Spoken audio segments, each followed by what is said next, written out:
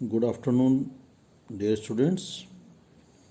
आज हम चर्चा कर रहे हैं महाराजा गंगा सिंह विश्वविद्यालय के बीए पार्ट फर्स्ट सोशियोलॉजी के first paper principles of sociology की और राजस्थान विश्वविद्यालय के बीए पार्ट फर्स्ट सोशियोलॉजी के first paper introduction to sociology, और दोनों ही विश्वविद्यालयों के परिप्रेक्ष्य में हमने जिस टॉपिक का चयन किया है वो है सामाजिक व्यवस्था, सोशल सिस्टम। साथियों, जहाँ तक सामाजिक व्यवस्था की बात है तो समाजशास्त्रीय साहित्य में सामाजिक व्यवस्था की अवधारणा का एक महत्वपूर्ण स्थान है। किसी भी समाज का अस्तित्व और उसकी निरंतरता इस बात पर निर्भर करती है कि उसमें व्यवस्था की मात्रा क्या है।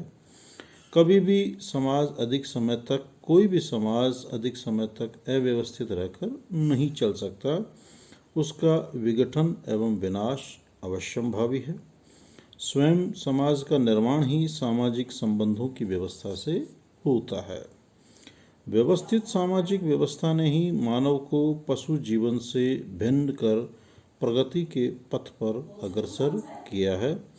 कोई भी समाज व्यवस्था के अभाव में न तो सभ्यता एवं संस्कृति का निर्माण कर सकते हैं और न ही विकास। तो भाई गेट बंद कर दे माताराम।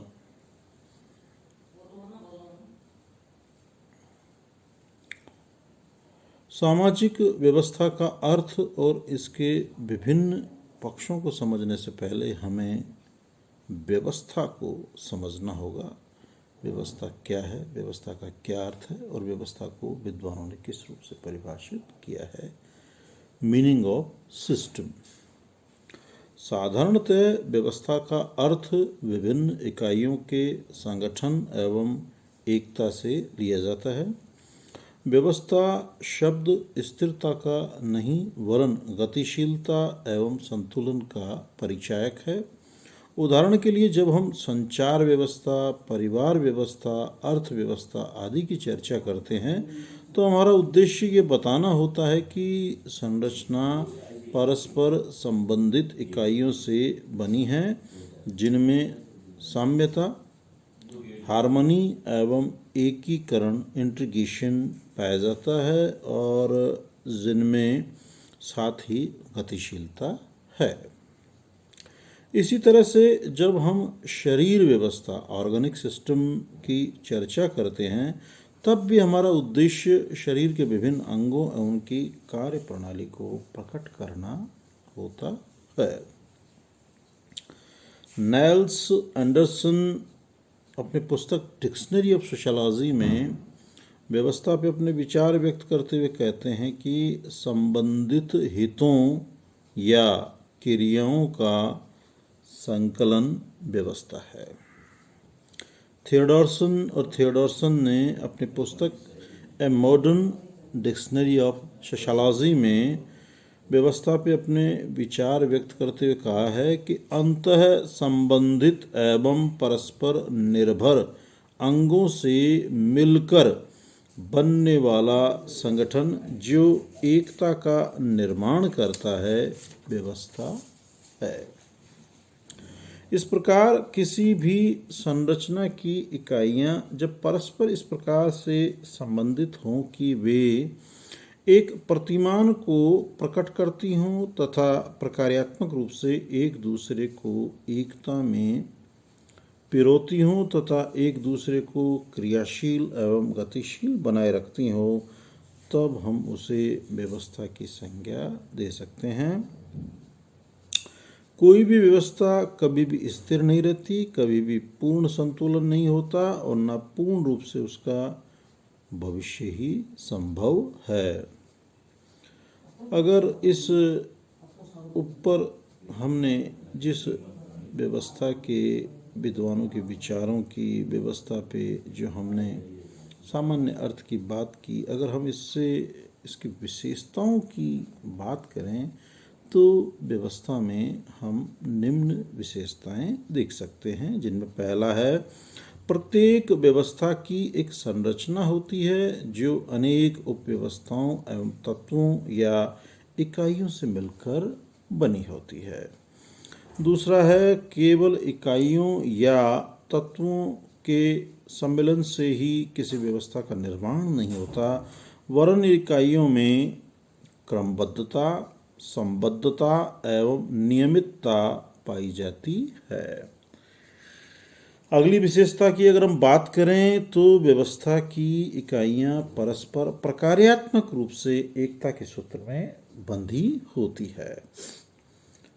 अगली इसकी विशेषता है, इकाइयों की प्रकार्यात्मक रूप से संबद्धता एवं प्रतिमान पैटर्न को प्रकट करती है। उदाहरण के लिए वायुयान का निर्माण विभिन्न कलपुर्जों के रूपी इकाइयों से होता है। इन कलपुर्जों को मनमाने ढंग से जोड़ने पर वायुयान का निर्माण नहीं होता, वरन उन्हें एक निश्चित क्रम में जोड़ने पर ही एक विशेष प्रतिमान प्रकट होता है, जिसे हम वायुयान कहते हैं। नेक्स्ट है, विभिन्न इकाइयों की प्रकार्यात्मक संबद्धता के कारण व्यवस्था के रूप में एक पृथक संपूर्णता का निर्माण होता है। उदाहरण के लिए विभिन्न कलपुर्जों की क्रमबद्धता संयुक्तता के कारण ही वायुयान रूपी एक व्यवस्था ने जन्म लिया, जिसे पृथक वस्तु के रूप में देखा जा सकता है। नेक्स्ट है, व्यवस्था में गतिशीलता एवं परिवर्तनशीलता पाई जाती है। समय एवं आवश्यकताओं में परिवर्तन के साथ व्यवस्था में भी परिवर्तन आते रहते हैं, जो इसके गतिशीलता के पक्ष को प्रकट करते हैं। और लास्ट है, इस संदर्भ में एक बात और महत्वपूर्ण है कि वह यह है कि व्यवस्था का तात्पर्य कभी भी संपूर्ण संतुलन से नहीं लिया जाना चाहिए। सभी व्यवस्थाओं में किसी न किसी मात्रा में असंतुलन अवश्य रूप से मौजूद होता है। व्यवस्था के ऊपर हम इस विचार विमर्श के उपरांत अब हम चर्चा करेंगे व्यवस्था के भेद या प्रकार, काइंड्स और टाइप्स ऑफ सिस्टम। उनमें पहला है प्राकृतिक व्यवस्था, नेचुरल सिस्टम। प्राकृतिक व्यवस्था से तात्पर्य उस व्यवस्था से है जिसका संचालन एवं नियंत्रण मानव के हाथ में नहीं है, वरन प्रकृति ही उसका संचालन एवं नियमन करती है। उदाहरण के लिए पृथ्वी का घूमना, ऋतु परिवर्तन, दिन रात का होना, पेड़ पौधों का फूलना, फलना, बड़ा होना, जैसे शरीर का विकास, ये सब प्राकृतिक व्यवस्था है। दूसरा है सावयवी व्यवस्था। इसका उदाहरण है पेड़ पौधे एवं जीवित प्राणियों की शरीर व्यवस्था। शरीर व्यवस्था का निर्माण एवं संचालन जन्म, वृद्धि, विकास एवं मृत्यु प्राकृतिक नियमों के अनुसार ही होती है। और प्राकृतिक व्यवस्था का दूसरा प्रकार हुआ असावयवी व्यवस्था। असावयवी व्यवस्था का सबसे अच्छा उदाहरण है सौर मंडल। सौर मंडल में छोटे बड़े तारे, चंद्रमा, सूर्य ग्रहण, उपग्रह प्रकृति नियमों के अनुसार ही क्रियाशील और गतिशील बने हुए हैं। अगला है मानव निर्मित व्यवस्था, मैन मेड सिस्टम। प्राकृतिक व्यवस्था के विपरीत कुछ व्यवस्थाएं ऐसी होती है जिनका निर्माण एवं नियंत्रण मानव के हाथ में होता है और वही उनमें परिवर्तन एवं संशोधन करता है। इसको हम मुख्यतः 4 भागों में बांट सकते हैं। पहला है यांत्रिक व्यवस्था। इस व्यवस्था में निर्जीव भौतिक वस्तुओं को अर्थपूर्ण रूप से क्रमबद्ध रूप में संयुक्त करते हैं और ये इकाइयाँ यंत्रवत एक व्यवस्था के रूप में क्रियाशील रहती है। उदाहरण के लिए रेडियो, वायुयान, रेलगाड़ी, मोटर गाड़ी, पंखा, मशीन आदि।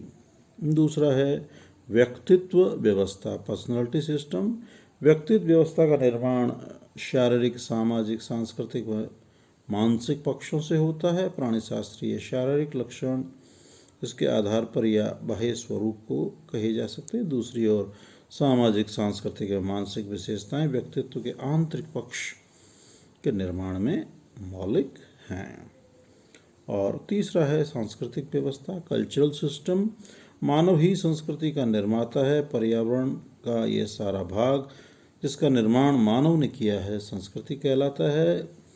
सांस्कृतिक व्यवस्था के अंतर्गत हम मानव द्वारा निर्मित भौतिक एवं अभौतिक दोनों ही पक्षों को सम्मिलित करते हैं, किंतु भौतिक और अभौतिक तत्वों के संयुक्तिकरण मात्र से ही सांस्कृतिक व्यवस्था नहीं बनती। इसके लिए इन तत्वों को एक विशेष क्रम में संबद्ध किया जाता है, जिससे कि एक पृथक संपूर्णता का निर्माण होता है।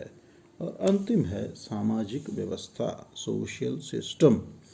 समाज व्यवस्था का निर्माण मानव के सामाजिक संबंधों एवं अंतःक्रियाओं के द्वारा होता है, अतः यह एक अमूर्त व्यवस्था है। सामाजिक संबंध व सामाजिक अंतःक्रियाएं, रीति रिवाज, कार्यप्रणाली, अधिकार, पारस्परिक सहयोग, समूह, समिति, संस्था एवं नियंत्रण आदि से प्रभावित होते हैं। समाज के ये उपखंड या तत्व परस्पर क्रमबद्ध एवं व्यवस्थित रूप से संबद्ध रहते हैं और मानवीय क्रियाओं और व्यवहारों एवं संबंधों को प्रभावित करते हैं तथा सामाजिक व्यवस्था का निर्माण करते हैं। ये आज हमने सामाजिक व्यवस्था के क्रम में पहले व्यवस्था क्या है, व्यवस्था को हम किस रूप में परिभाषित कर सकते हैं और व्यवस्था के क्या क्या प्रकार हैं, ये आज हमने समझा, जानने की कोशिश की। कल हम चर्चा करेंगे सामाजिक व्यवस्था का अर्थ एवं परिभाषाओं की। प्रिय विद्यार्थियों, हर वीडियो के अंत में मैं आपसे बार बार कहता हूँ, आप इन वीडियोस को ज़्यादा से ज़्यादा लाइक करें, सब्सक्राइब करें, अपने अन्य साथियों तक पहुँचाएं, घरों में रहें, स्वस्थ रहें, प्रसन्नचित्त रहें, अध्ययन अध्यापन करते रहें। कोरोना से डरने घबराने की ज़रूरत नहीं। हमने जिस मजबूती के साथ इसका सामना किया है, आगे भी हमें उसका उसी रूप में सामना करते रहना है। और जो सरकार की जो समय समय पर जारी की गई गाइडलाइंस की हमें अनुपालना करनी है। सामाजिक दूरी, मास्क लगा के रखना, बार बार हाथों को धोना, अनावश्यक घर से बाहर नहीं जाना, क्योंकि बार बार हम पत्र पत्रिकाओं, रेडियो, टेलीविज़न सब में हम देख रहे हैं, सुन रहे हैं, समझ रहे हैं। तो मुझे पूर्ण विश्वास है कि आप इन गाइडलाइंस की अनुपालना करते हुए स्वयं भी स्वस्थ होंगे, स्वयं भी प्रसन्नचित होंगे और अपने अन्य परिवारजनों, मित्रों तक भी ये भाव विचार संप्रेषित करेंगे और अध्ययन अध्यापन करेंगे। आपके सुखद भविष्य की कामनाओं के साथ आप सभी को नमस्कार, धन्यवाद।